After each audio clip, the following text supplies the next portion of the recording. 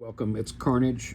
We're taking a look at G.I. Joe Classified Slice and Dice. And just getting right into it, what a lot of accessories we have. I'm really excited about these two. I've been psyched ever since the initial reveal. All of the accessories are just stellar, and I feel like they really did a great job of living up to all of the images and just turning out great figures in hand. It's hard for me to decide which one of these two I like the best. As you can see here, Slice has one extra head sculpt, one alternate head sculpt.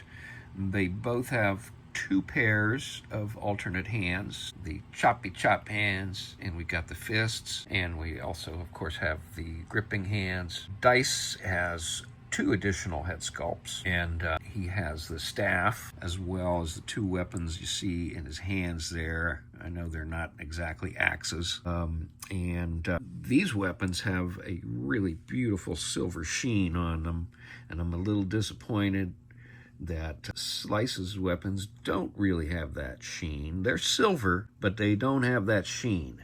Even the throwing arrows that he has there have that silver paint, so there's a bit of inconsistency just even in the figure. This piece, by the way, over his shoulder. So we'll take a look at some of the alternate looks here. Slice with the traditional headdress there.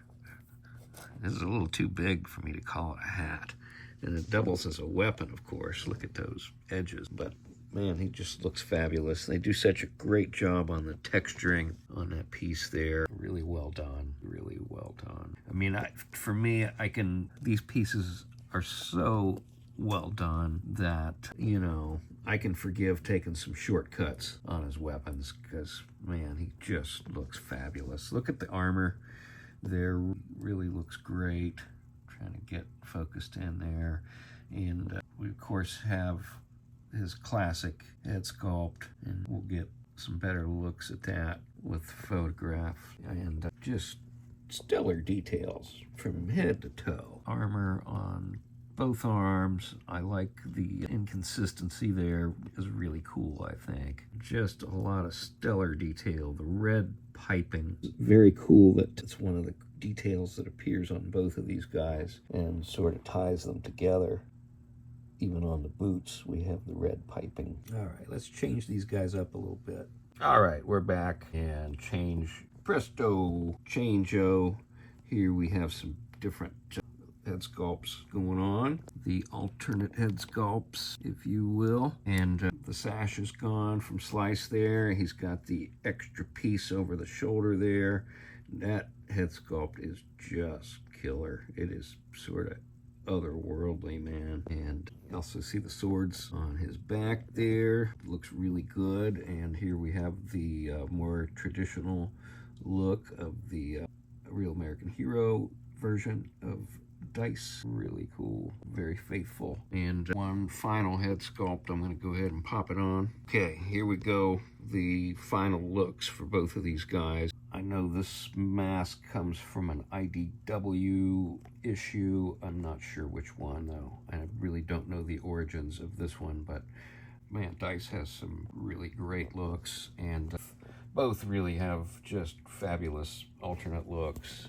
And the other thing I've noticed is the flowing pieces that have been more prominent with Marvel Legends. You got a light misbehaving over here. I apologize for that. Those long flowing pieces like we see here, as I said, have been seen on various Marvel Legends figures, but they are getting longer and longer as they get blown in the wind. And they look really good, I have to say. And just great details for those of us who are into the photography. So I got a lot of pictures of these two. We'll go ahead and get into it right now. Man, I have to say these are probably two of my favorites already for the year, and maybe two of my favorites in the series. What a high bar they have set with Slice and Dice. For me, 10 of 10. What do you guys think? Thanks for watching.